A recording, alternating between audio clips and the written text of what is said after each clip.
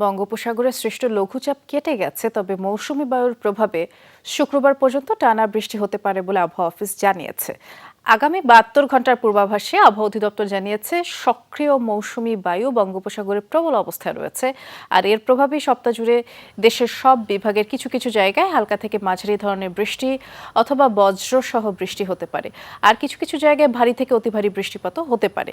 এরই প্রভাবে চট্টগ্রাম, কক্সবাজার, মোংলা, পায়রা সমুদ্র বন্দরকে ৩ নম্বর স্থানীয় সতর্কতা সংকেত দেখিয়ে যেতে বলা হয়েছে। সোমবার সকাল ৬টা পর্যন্ত ২৪ ঘন্টায় বান্দরবানে ১০৮ মিলিমিটার বৃষ্টিপাত রেকর্ড করা হয়েছে।